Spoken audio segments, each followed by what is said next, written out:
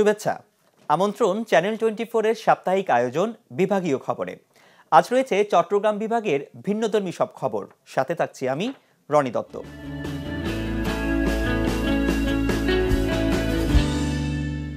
বিস্তীর্ণ পাহাড়ের বুকে যেন বিছিয়ে রাখা হয়েছে সবুজ গালিচা। কাছে যেতেই চোখে পড়বে পাতার ফাঁকে ফাঁকে উকি দিচ্ছে কাঁচা রসালো ফল আনারস। এই চিত্র রাঙামাটির নানিয়ারচরের, যাকে বলা হয় আনারসের রাজধানী। আনারসের জন্য কেন এই জনপদ বিখ্যাত তা জানাচ্ছেন জিয়াউল হক। দর্শক, আজকে আমরা উপস্থিত হয়েছি রাঙ্গামাটি জেলার একটি অন্যতম উপজেলা, যে এই উপজেলাটির নাম হচ্ছে নানিয়ারচর। এই উপজেলাটি বিখ্যাত বা সবচেয়ে পরিচিত, তার একটি মূলত কারণ হচ্ছে আনারস চাষ। মূলত বগাছড়ি, সাবেক্ষং এবং ভিলাছড়ি এই এলাকার 3টি ইউনিয়নের যে পাহাড় রয়েছে, উঁচু নিচু ঢালু পাহাড়, সেইখান পাহাড়গুলোতে এখানকার যে স্থানীয়রা, যার 90% মানুষ আসলে এই চাষের উপর নির্ভরশীল, আনারস চাষ করে থাকে এখানকার স্থানীয়রা। নানিয়ারচরে আনারস মিষ্টি বেশি, এই জন্য নানিয়ারচরে আনারসের রাজধানী বলে। আনারসের প্রচুর মিষ্টি। বা যারাই আছে এই নানিয়ারচর উপজেলায়, এটা ঢাকার মধ্যে, রাজধানীর মধ্যে বা বিভিন্ন জায়গায়, সিলেট, খুলনা, বাংলাদেশের সব জেলায় এই আনারসগুলো এখন যায়, কিন্তু এক নামে পরিচিত ছিল যে নানিয়ারচর আনারস। হ্যাঁ, সবচেয়ে ভালো। আমরা এখন যে বাগানটিতে দাঁড়িয়ে আছি, এই বাগানটিতে আনারস কাটা হয়েছে এবং অনেক শ্রমিক আছে, যারা আপনারা দেখছেন পিছনে, যারা এই মাথায় করে টুকরিতে করে নিয়ে সড়কের ধারে রাখছেন। আর সেখান থেকেই আসলে ট্রাকে করে সেগুলো জেলার বিভিন্ন জায়গায়, ঢাকা, চট্টগ্রাম, রাজশাহী সহ জেলার বিভিন্ন জায়গায়, দেশের বিভিন্ন জায়গায় চলে যাবে। সেখানে আসলে এখানকার যে ব্যবসায়ীরা, তারাও কিনে নিয়ে যান, এবং ওখানকার যে ব্যবসায়ী, তারাও এখান থেকে সেই ফলগুলো কিনে নিয়ে যান। এবং এখানকার যারা কাজ করছেন, যারা শ্রমিক, তারা বলছেন প্রতিটি আনারস আসলে 1 টাকা করে মজুরি তারা কিনেন, এবং প্রতিদিন প্রতিজন 4 থেকে 5,000 করে কাটতে পারেন বলে তারা আমাদের জানিয়েছেন। কাটতে পারি মানে একটা আনারস কাটা আমাদের ধোলা হয়েছে, মানে কাটানি হয়েছে 20 পয়সা, আর ধোলা হয়েছে ধরেন 1 টাকা, কোনোটা আছে 2 টাকা, কোনোটা আছে 3 টাকা, আর কি এরকমের আর কি। তো আমরা যে আনাজগুলো কাটতেছি বাগান থেকে, তো ধরেন এখান থেকে আমরা আনাজ প্রতি 1 টাকা করে পাই। তো দেখা যায় কেউ আছে যে ধরেন 2, 4, 5 হাজার কাটতে পারে, এবার কেউ আছে 2,000, 3,000, 1,000 এরকম কাটতে পারে। তো যে হিসাবে কাটে, মনে করেন যেভাবে আমি কাটতে পারি, তো সেই ক্ষেত্রে মনে করেন 3,000, 4,000 প্লাস এরকম কাটা যায়। তো 1 টাকা করে হইলে দেখা যায় আমাদের, মানে যে টানতেছে এর কিছু দিতে হয় আমাদের থেকে, পরে বাদ বাকি যেটা থাকে ওইটা মনে করেন আমাদের থাকে। তো ওই হিসাবে মনে হয় 1,500, 2,000, মানে 2,500 টাকা এরকমও হয়। আবার কোনো কোনো ক্ষেত্রে দেখা যায় যে আপনার 1,200, 1,000, 800, মানে এরকম টাকাও ইনকাম করা যায় আর কি, এরকম বাগানে কাজ করে। এখানকার যারা চাষি এবং যারা বাগান মালিক, তারা বলছেন যে আগাম আনারসটি আসলে মূলত মার্চের শেষে আসার কথা ছিল, কিন্তু এখানকার ভৌগোলিক আবহাওয়ার কারণে, মাটি এবং বৃষ্টিপাত না হওয়ার কারণে বলছেন যে আনারসগুলো দ্রুতই পাকছে, এবং যে ছোট ছোট আনারসগুলি আসলে পেকে যাচ্ছে, যার ফলে তারা যে এখানে যে বিভিন্ন জায়গায় তারা পাঠাচ্ছেন, যে আনারসটা আসলে আগাম আনারস চাষে যেভাবে দাম পেতেন, প্রতিটি আনারস 20 টাকা, 22 টাকা করে বিক্রি করতেন, সেই আনারস, একই আনারসগুলো এখন যে আগাম পেকে যাওয়ার কারণে তারা সেভাবে দাম পাচ্ছে না। প্রতিটি আনারস 10 টাকা, 12 টাকা বিক্রি করতে হচ্ছে, তারা আমাদেরকে জানিয়েছেন। তারা প্রত্যাশা করছেন যে যারা আরো পরে ফলন হবে, যারা মার্চে যাদের ফলন হবে, সেই ফলন হলে তারা আসলে ভালো দাম পাবেন, তারা প্রত্যাশা করছেন। এবং এই আগাম আনারস চাষ করার কারণ হচ্ছে যে মৌসুমে অনেক বাগানিরা, তারা আসলে সেই সময় ফলন বেশি হয় বাজারে, আর দাম পান না বলে তারা অভিযোগ করেন। এই কারণে তারা আগাম আনারস চাষ করতে দিন দিন ঝুঁকে যাচ্ছেন। তারা আরেকটি বিষয় যেটি বলছেন যে আগাম আনারস চাষের কারণে তাদের সার এবং অন্যান্য যে রাসায়নিক বলে, এবং তাদের যে ভিটামিন যে স্প্রে, সেটি করতে হচ্ছে বলে তারা আমাদের জানিয়েছেন। কিন্তু মৌসুমের আনারস কোনো ধরনের স্প্রে ছাড়াই সাধারণত প্রাকৃতিকভাবে এটি পাকে, এবং এখনকার যে আনারস, আগাম আনারসের তুলনায় মৌসুমের আনারসের স্বাদ ভিন্ন হয় এবং অনেক বেশি ভালো হয় বলে তারা আমাদের জানিয়েছেন। জ্যৈষ্ঠ মাসে আম, এই আনারসটা একসাথে বেরোনোর পরে তখন আর কি দামটা একটু কম পায়, এর জন্য আমরা একটু অগ্রিম শীতকালে একটু বাইর করি, বাইর করার পরে একটু দামের জন্য করি, কিন্তু ঠান্ডা হওয়ার কারণে একটু দাম কম হয়। আগাম আনছি বিধায় লাভের আশায়, কিন্তু এবছর লাভ হয় না। এবছর বৃষ্টি কম, আনারসের ততটা ভালো হয় না। আগাম এসে গেছে শীতের ভিতরে, দাম পাচ্ছি না আমরা। আগে বাজার ভালো ছিল, এখন বাজার আবহাওয়ার কারণে খারাপ হয়েছে। তারপরে ওই সদাগরও অতটা আসে না এখন। দেখা গেছে আমাদের এখানে সিন্ডিকেট শুরু করে দিচ্ছে সদাগরেরা। তারা বলছেন যে এই সরকারি সহায়তা এবং হচ্ছে যে সার বীজের দাম যদি কমিয়ে না দেওয়া হয়, ভবিষ্যতে কিন্তু এই আনারস চাষে দিন দিন চাষিরা মুখ ফিরিয়ে নেবে বলে তারা মনে করছেন। এই ক্ষেত্রে সরকারের সহায়তার এবং পৃষ্ঠপোষকতার তারা দাবি জানিয়েছেন আমাদের কাছে। ইন্টারনেট দেখে বাইসাইকেল স্টান্ট করে বেশ সাড়া ফেলেছেন খাগড়াছড়ির এক কিশোর। সাধারণ একটি সাইকেল নিয়ে নিয়মিত করছেন অনুশীলন। তার সাইকেল স্টান্ট দেখে মুগ্ধ স্থানীয়রাও। বিস্তারিত তুলে ধরছেন নুরুস্তাফা মানিক।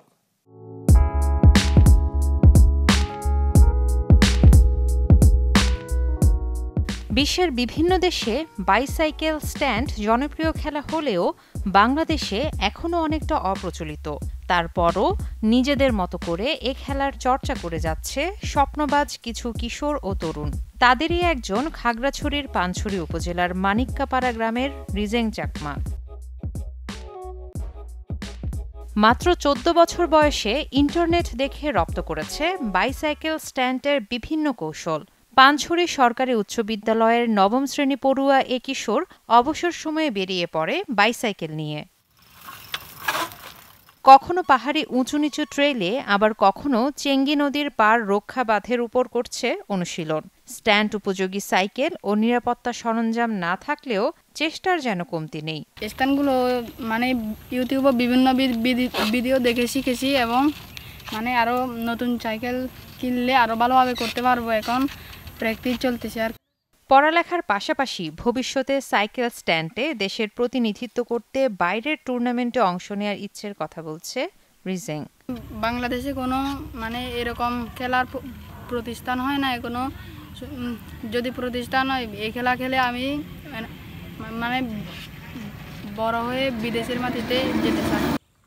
ইতোমধ্যে রিজেংয়ের সাইকেল স্ট্যান্ডবাজি নজর কেড়েছে স্থানীয়দের। পৃষ্ঠপোষকতা পেলে রিজেংয়ের মতো আরও অনেক প্রতিভাবান খেলোয়াড় বেরিয়ে আসবে বলছেন ক্রীড়ামোদীরা। ইন্টারন্যাশনাল এবং ঢাকার ভিআইপি এলাকাতেই সচরাচর দেখা যায় এগুলো করে। এই ছেলেটা হচ্ছে প্রতিভা আছে, প্রতিভা যদি কোনো সরকার বা কোনো সংস্থা যদি থাকে এভাবে সহযোগিতা করে সে আরও বহুদূর এগিয়ে যাবে। পানছড়ির মতো একটা প্রত্যন্ত এলাকায় রিজেং চাকমার মতো প্রতিভা পড়ে আছে, সেটা হয়তো বা কারো নজরে আসতেছে না। তা আমি প্রশাসন থেকে শুরু করে জেলা প্রশাসক মহোদয়, ইউনো মহোদয়ের দৃষ্টি আকর্ষণ করছি, এই ধরনের প্রতিভা বের করে তাদেরকে যদি বিকশিত হওয়ার সুযোগ দেওয়া হয় অবশ্যই তারা ভালো করবে। শুধু পানছড়ির রিজেং নয়, খাগড়াছড়ির আরও অনেকে স্বপ্ন বুনছে এ ধরনের অপ্রচলিত খেলাধুলায়। Desk report, channel 24। প্রথমে সংগ্রহ করেন 40,000 প্লাস্টিকের বোতল। এরপর মাটি, বালু আর সিমেন্ট মিশিয়ে তৈরি হচ্ছে ঘর।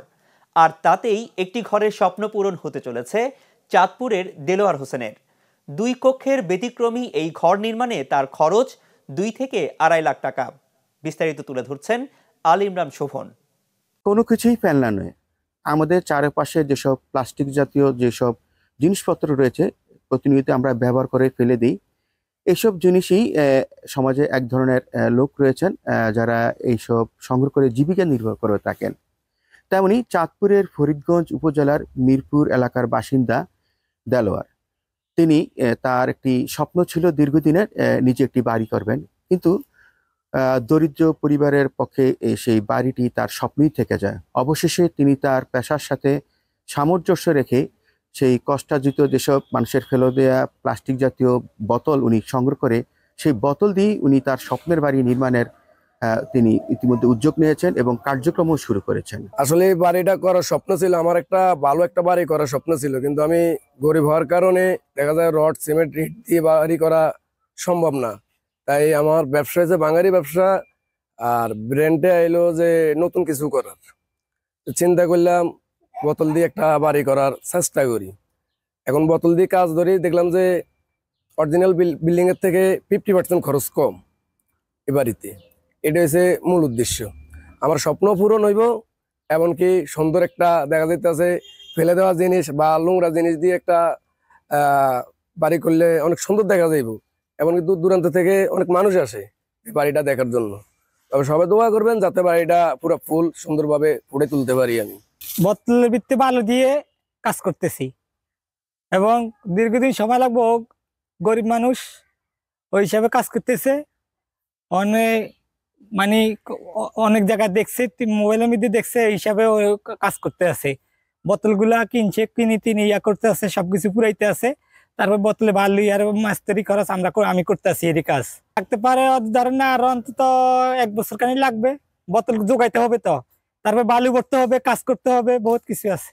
আমার চাচাতো ভাইয়ের আগে সম্পর্কে উনি যে একটা স্বপ্ন দেখছে, আসলে স্বপ্নটা কিন্তু অনেক বড়। আমাদের চাঁদপুর ফরিদগঞ্জে কিন্তু এই ধরনের কোনো বাড়ি নেই, তো সে একটা স্বপ্ন দেখছে এবং স্বপ্ন দেখাতে বোতল, প্লাস্টিকের বোতল হয়তো সে কিনে আনতেছে। কিন্তু যদি স্বপ্নটা পূরণ হয়, এই কারণে হয়তো দেখতেছে অনেক বড় স্বপ্ন, কিন্তু যদি সরকার থেকে যদি কোনো কিছু যদি পাইতো, তাহলে হয়তো একটু সহযোগিতা করতো, তাহলে তার স্বপ্নটা একটু সম্পূর্ণ হইতো। তিনি জানিয়েছেন এইটি আসলে তার দীর্ঘদিনের স্বপ্ন। একটি বাড়ি নির্মাণ করতে গেলে অনেক টাকার খরচ হয়, কিন্তু সেই টাকা সংস্থান করা তার পক্ষে সম্ভব নয়। দেলোয়ার বলেছেন, আমার মতো যারা হতদরিদ্র রয়েছে তারা এই প্লাস্টিক জাতীয় বোতল দিয়ে বাড়ি নির্মাণ করতে পারে। এতে যেমন অর্থেরও সাশ্রয়, নিজের স্বপ্নও পূরণ হয়। কিন্তু দেখা যাচ্ছে আমাদের সমাজের অনেক লোকই যারা বাড়ি করা সম্ভব হয় না, তারা এই প্লাস্টিক জাতীয় দ্রব্য দিয়ে বাড়ি নির্মাণ করে তাদের সেই স্বপ্ন তারা অনায়াসেই পূরণ করতে পারেন। প্রতাপপুর বড় বাড়ি বা জমিদার বাড়ি ফেনীর দাগন ভূঁইয়ার এক ঐতিহাসিক স্থাপনা, যেখানে প্রতাপশালী জমিদারের স্মৃতি নিয়ে দাঁড়িয়ে আছে 10 ভবন, আছে 13টি পুকুর। জলুস হারালেও ঐতিহ্যের স্মারক দেখতে এখনো আসেন বহু মানুষ। আরও জানবো দিলদার হোসেন স্বপনের কাছে। আমি এখন রয়েছি ফেনীর দাগনভূঞা উপজেলার পূর্ব চন্দ্রপুর ইউনিয়নের প্রতাপপুর জমিদার বাড়ি। আমার পিছনে যে জমিদার বাড়িটি রয়েছে, 1760 সালে 13 একর জায়গার উপর এই জমিদার বাড়িটি নির্মাণ করা হয়। এই জমিদার বাড়ির প্রতিষ্ঠাতা ছিলেন রামসুন্দর সাহা ও রামচন্দ্র সাহা। স্থানীয়দের কাছে এটি প্রতাপপুর বড় বাড়ি বা জমিদার বাড়ি হিসেবে পরিচিত। এরা মানে খাজনা কালেকশন করতো, তারপরে চাষবাস আসলে অনেক লোকজন খাটাইতো এইটা আর। কত পরিবারের সদস্য কতজন ছিল, তারা কতজন ছিল সদস্য? আমি এই এক ঘরের লোক দেখছি, ওই ঘরের লোক দেখছি, এই ঘরের লোক দেখছি, এগুলা রাজমুন্ডারের ঘরের লোক দেখছি, এদেরকে দেখি। সৌন্দর্য উপভোগ করতেছি আমরা বিকেল বেলা ঘুরি। আমাদের আশপাশে একটা সৌন্দর্য এলাকা প্রতাপপুর বরাবর, এই জন্য আমরা আসি। অবশ্যই সুন্দর, ভালো হবে, চারিদিকে আরো সুন্দর হবে। এরকম থাকলে মানুষজন আসে, সৌন্দর্যটা উপভোগ করবে। দীর্ঘদিন এই অঞ্চলের মানুষ অবহেলিত, সাংস্কৃতিক কেন্দ্রগুলো নাই, খেলার মাঠ নাই, সৌন্দর্য মাঠ নাই। গ্রামীণ একদম অজপাড়া গ্রামের এই জমিদার বাড়িটা দীর্ঘদিন থেকে এখানে অরক্ষিত পড়ে আছে। বাড়িটিতে রয়েছে 10টি ভবন, 13টি পুকুর, এর মধ্যে 5টি পুকুর পাকা ঘাট বাঁধানো। এই এলাকার আশপাশে যত জমিদার ছিল, সবশেষ শীর্ষে ছিল এই জমিদার। এই জমিদারের বংশধরদের জমিদারি প্রথা বিলুপ্ত হওয়ার পরও 2002 সাল পর্যন্ত এই জমিদার বাড়িতে ছিল। জমিদার বাড়ির বংশধরদের কিছু এখনো ঢাকা, চট্টগ্রাম এবং কিছু ভারতের কলকাতা ও ত্রিপুরায় রাজ্যে আছেন। সম্পত্তি এখনো জমিদার বাড়ির দখলে থাকার কারণে সরকারি পর্যটন নগরী হিসাবে গড়ে তোলার জন্য কোনো ব্যবস্থা গ্রহণ করতে পারছেন না। বাড়িটি সরকারি বা বেসরকারি কোনো প্রতিষ্ঠানের তত্ত্বাবধানে না থাকায় জরাজীর্ণ অবস্থায় রয়েছে। এখানে যারা দর্শনার্থী এসেছেন তাদের সাথে কথা বলেছি, তারা আমাদেরকে জানিয়েছেন যে জমিদার বাড়িটিতে কেউ না থাকার কারণে এখানে অনেকটা ভুতুড়ে বাড়ির মতন অবস্থা, এবং সন্ধ্যার পর হলেই এখানে মাদকের একটা আড্ডা জমে। এই জমিদার বাড়িতে প্রতিদিন সন্ধ্যার পর মাদক সহ বিভিন্ন অপরাধীরা আড্ডাখানা। এখানে নিরাপত্তার অভাব, যা আপনি দেখছেন এই ভবনগুলো পরিত্যক্ত অবস্থা রয়েছে। সরকার যদি এই প্রতাপপুর জমিদার বাড়িকে যদি সরকার নিয়ন্ত্রণে নিয়ে যদি একটা পর্যটন কেন্দ্র হিসেবে গড়ে তোলা যায়, তাহলে একদিকে সরকার রাজস্ব পাবে, অপরদিকে দিয়ে এখানকার ভবন পেশিদের যে তাদের চাহিদা মতো তারা এখানে ঘুরতে পারবে। আমরা এলাকাবাসীর পক্ষ থেকে চাই এইটার একটি পর্যটন কেন্দ্র হিসেবে গড়ে উঠুক, যাতে বিভিন্ন থেকে দূর দূরান্ত লোকজন আসে, আরো সৌন্দর্য উপভোগ করতে পারবে। জমিদার বাড়িটিতে যারা দেখতে আসবেন তাদের জন্য নিরাপত্তার একটা ব্যবস্থা গ্রহণ করে সরকার যেন প্রয়োজনীয় ব্যবস্থা গ্রহণ করেন। সরকারি পর্যায়ে, বেসরকারি পর্যায়ে এবং যারা এই বাড়ির মালিক রয়েছেন তারা যদি ব্যবস্থা গ্রহণ করেন, তাহলে এই এলাকাটি খুবই সুন্দর হবে বলে মনে করছেন এলাকাবাসী। দিলদার হোসেন স্বপন, চ্যানেল 24, ফেনী। দক্ষিণ চট্টগ্রামের বৃহত্তম বড় মাছের বাজার কেরানীহাট। নানা নামের নানা জাতের মাছ, যেখানে কম দামে মেলে তরতাজা সব মাছ। ফলে প্রতিদিনই সেখানে ভিড় জমে ক্রেতাদের। বেচাকেনাও ছাড়িয়ে যায় কোটি টাকা, জানাচ্ছেন ইয়াসিনুল হাকিম। আজ এসেছি দক্ষিণ চট্টগ্রামের সব থেকে বৃহত্তর বাজার বান্দরবান কেরানীহাট সড়কে যে কেরানীহাট বাজারটি রয়েছে সেটিতে আমরা দেখেছি এখানকার প্রতি বাজারবারে যে দিনটি রয়েছে সেটি প্রচুর মানুষের আনাগোনা হয়। বান্দরবান, চট্টগ্রাম, খাগড়াছড়ি, চট্টগ্রাম এবং দোহাজারী, সাতকানিয়া, বাঁশখালী সহ বিভিন্ন জায়গার মানুষজন এখানে এসে বাজার করে নিয়ে যায়। বিশেষ করে এই বাজারে সামুদ্রিক মাছের পাশাপাশি পুকুরের, হ্যাচারির এবং বিভিন্ন জায়গা থেকে যেগুলো মাছ প্রজনন কেন্দ্র রয়েছে বিভিন্ন জায়গায় তরতাজা মাছগুলো এখানে পাওয়া যায়। সেই জন্য কিন্তু বিভিন্ন এলাকার মানুষজন এখানে ভিড় করে মাছ কেনার জন্য। আমরা কথা বলেছি যারা ক্রেতারা এসেছে তাদের সাথে কথা বলেছি, তারা আমাদেরকে বেশিরভাগই ক্রেতা দেখেছি আমরা বান্দরবান, সাতকানিয়া, দোহাজারী, চন্দনাইশ, পটিয়া থেকে মানুষজন এখানে বাজার করতে এসেছে। মূলত এটি বড় বাজার হওয়ার কারণেই বিখ্যাত একটা আয়োজন থাকে বিশেষ করে বাজারের দিনগুলোতে। বিভিন্ন জায়গায় তরতাজা মাছগুলো পাওয়া যায়, সেই জন্য এখানে মানুষকে ভিড় করে। তারা আমাদেরকে যেটি বলছে তারা বিভিন্ন জায়গা থেকে এখানে আসে মূলত তরতাজা মাছ নিয়ে যাওয়ার জন্য। একদম টাটকা সামুদ্রিক যে মাছগুলো রয়েছে বিভিন্ন রকমারি মাছগুলো পাওয়া যায়। আমরা দেখেছি রূপচাঁদা, মাইটা, লইট্টা, তেল্লা মাছ থেকে শুরু করে বিভিন্ন রকমারি মাছ এবং পুকুরের চিংড়ি থেকে গলদা চিংড়ি এবং সহ বিভিন্ন পাবদা, বিভিন্ন রকমের মাছ আসলে এখানে মাছের একটা সমারোহ রয়েছে। এটির কারণে কিন্তু বিভিন্ন জায়গায় মানুষজন এখানে মাছ নিতে আসছে। হাট অনেক একটা বিশাল বড় বাজার, এখানে বিভিন্ন রকমের মাছ পাওয়া যায়। এই তো আমাদের এখানে আছে চাঁদা মাছ, সুরমা মাইটিয়া, তারপর তেল্লা মাছ, করতি মাছ। আমরা মাছ আনি মনে করেন বাঁশখালী থেকে আসে, তারপর কক্সবাজার থেকে আসে। আর চাঁদা মাছ, মাইটিয়া মাছ, সুরমা মাইটিয়া, তারপর লইট্টা মাছ, চিংড়ি মাছ এগুলো আসে। ভালো ভালো মাছ এখানে কেরানীহাট আছে এবং গ্রাহকও প্রচুর পরিমাণ বিভিন্ন জায়গার তুন কেরানীহাট চাহিদা মোটামুটি ভালো, গ্রাহকও মাছ কিনে শান্তি পায়। এখানে যারা ক্রেতা এসেছে তারা বলছে টাটকা মাছ পাওয়া গেলেও কিন্তু বাজার পরিচ্ছন্নতার অভাবে কিন্তু মানুষের প্রচুর রকমের বিপাকে পড়তে হচ্ছে বলে তারা আমাদেরকে জানিয়েছে। এবং বিক্রেতারা যেটি দাবি করছে বাজারে তারা বান্দরবানের সহ বিভিন্ন জায়গার কাস্টমাররা তারা এখানে মাছ কিনতে আসে, আসার পরে কিন্তু পরিচ্ছন্নতার অভাবে তারাও কিন্তু আসলে হিমশিম খাচ্ছে বলে জানিয়েছে। আপনারা দেখেন মহিলা দেখেন কিভাবে মহিলা সব করিয়া নাই না দুঃখী থাকে। নালার বেশি সমস্যা, নালায় গন্ধ উঠে বেশি, পরিষ্কার করে না আসিল্লি, তারপরে ভালো মতো পরিষ্কার করে না, ইজার নিয়ে যায়। বললেও বাজার কমিটি এটা কিছু বলে না, কিছু বলে না, দেখে এরা চাইয়া থাকে।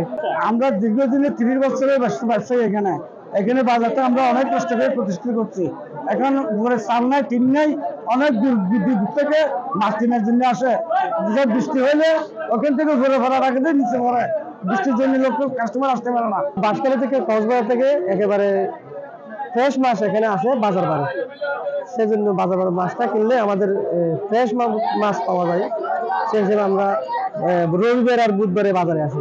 এখানে আসছি যে বান্দরবান থেকে অনেক সস্তা দামে, যার কারণে এখানে আসছি বাজার করতে। আমি এখানে প্রতি বাজার বারে আসে আমি প্রায়, এখানে অনেক টাটকা মাছ বান্দরবান থেকে অনেক ভালো পাওয়া যায় এবং দামও অনেক সস্তা। কর্তৃপক্ষের কাছে তাদের ক্রেতা বিক্রয়ের একই দাবি, যাতে দ্রুত সময়ের মধ্যে বাজার পরিচ্ছন্নতা পরিষ্কারের মাধ্যমে ময়লা আবর্জনা সরিয়ে নিলে তাহলে ক্রেতা বিক্রয়ের সমাহার আরো বাড়বে বলে তারা মনে করছে। শেষ করব শিশুদের ব্যতিক্রমী আর্ট ক্যাম্পের খবর দিয়ে। ইট পাথরের শহর ছেড়ে প্রকৃতির সান্নিধ্যে বসল শিশুদের আর্ট ক্যাম্প, যেখানে গ্রাম বাংলার অপার সৌন্দর্যের মাঝে রং তুলির আঁচড়ে মনের মাধুরীতে নানা ছবি আঁকছে প্রায় 300 খুদে আঁকিয়ে। 3 দিনের দারুণ এই ক্যাম্প চলছে ব্রাহ্মণবাড়িয়ায়। শিশুদের এই আঁকাআঁকির গল্প জানাচ্ছেন প্রকাশ দাস। 4 দেয়ালের মধ্যে কল্পনার জগতে নয়, বরং শিশু কিশোররা শিখবে প্রকৃতির কাছাকাছি গিয়ে। এই ভাবনা নিয়ে ব্রাহ্মণবাড়িয়ায় শুরু হয়েছে শিশু কিশোরদের 3 দিনব্যাপী আর্ট ক্যাম্প। প্রকৃতির সান্নিধ্যে শিশু এই স্লোগানকে সামনে রেখে প্রতি বছরের মতো এবছরও ব্রাহ্মণবাড়িয়া জেলার সদর উপজেলার উলচাপাড়া গ্রামে শিশু নাট্যমের উদ্যোগে আয়োজিত এই ক্যাম্পে প্রায় 300 শিশু কিশোররা অংশ নেয়। এসব ক্ষুদে আঁকিয়েরা গ্রামের বিভিন্ন মেঠো পথ, নদীর পার, পুকুর পার, বাড়ির উঠোন সহ প্রকৃতির সান্নিধ্যে গিয়ে গ্রাম বাংলার নানা ঐতিহ্য তাদের রং তুলির আঁচড়ে ফুটিয়ে তোলেন। এতে অংশ নিতে পেরে একদিকে যেমন উচ্ছ্বসিত ক্ষুদে আঁকিয়েরা, তেমনি আনন্দিত অভিভাবকরাও। আমরা এখানে অংশগ্রহণ করতে পেরে অনেক ভালো লাগছে। আমরা সবসময় শহরে চার দেওয়ালে মাঝখানে বসে থাকি, কিন্তু আমরা এখানে গ্রামে পরিবেশ দেখতে পাচ্ছি, গাছপালা, পশু পাখি। আমরা চার দেয়ালে বন্দি থেকে বিভিন্ন মুখস্থ আর্ট গুলা করি, যেগুলোর মাধ্যমে আমরা মানে মাঝে মাঝে অনেকগুলো আমরা বুঝতে পারি না, সঠিক হয় না, কিন্তু এই আর্ট ক্যাম্পে অংশগ্রহণ করে আমি প্রকৃতির কাছাকাছি এসে বিভিন্ন জায়গায় ঘুরে একদম লাইভ ড্রয়িং করছি, এবং এই প্রকৃতির অংশগ্রহণ করে আমি অনেক কিছু শিখতে পারছি যে গ্রামের পরিবেশ কিরকম হয়। চুলা বা মাটিতে মানুষ যে রান্না করছে, যে আমাদের যে বাঙালি সংস্কৃতি, এই তেমনই গ্রাম বাংলার যে সাধারণ মানুষের যে জীবন তারা কিভাবে জীবনযাপন করে সেটা আমরা অনেক কিছু দেখেছি, যেমন কল, তারপর ঘর বাড়ি, টিনের ঘর, এগুলোই। এটা অনেকটা পিকনিক টাইপের, এখানে আমাদের অনেক কিছু শিক্ষণীয় জিনিস আছে, আমরা এখানে অনেকেই একসাথে কাজ করি। বাচ্চারা ইনডোরের পাশাপাশি আউটডোরে এসে গ্রাম বাংলার প্রকৃতির সাথে প্রকৃতিগুলো দেখে আর্ট করতে পারছে, যার মাধ্যমে ওদের আঁকার যে মেধা শক্তিটা ওইটা আরো বেশি বৃদ্ধি পাচ্ছে। আজকে তারা প্রথম আসছে, এইভাবে আজকে 3 দিন এখানে এরকম হবে, তাদের আজকে থেকে আগামীকাল আর্টও ডেভেলপ হবে, পরদিন আরো ডেভেলপ হবে, এইভাবে তারা সামনে দিয়ে আগায় যেতে পারবে। বৃহস্পতিবার থেকে শুরু হওয়া এই আর্ট ক্যাম্প শেষ হবে আগামী শনিবার। আয়োজকরা জানিয়েছেন প্রতি বছরই ব্রাহ্মণবাড়িয়ার বিভিন্ন গ্রামাঞ্চলে এই আর্ট ক্যাম্পের আয়োজন করে থাকে শিশু নাট্যম। তাদের লক্ষ্য হচ্ছে প্রকৃতির সান্নিধ্যে শিশু কিশোরদের নিয়ে মানবিক হিসেবে গড়ে তোলা। আমরা গ্রামে নিয়ে যাই, আমাদের উদ্দেশ্য গ্রামে। প্রতি মাসে আমাদের একটা আউটডোর হয়, আমরা নদীর কাছে নিয়ে যাই প্রতি মাসে একবার, আমরা গ্রামে নিয়ে যাই একবার। আর 3 দিনের এই ক্যাম্প আমরা পুরো গ্রামে নিয়ে যাই। এক এক বছর এক এক গ্রামে হয়, যেখানে নদী আছে, নৌকা আছে। ছবি আঁকা শিখতে হলে নৌকার কাছে যাও, নদীর কাছে যাও।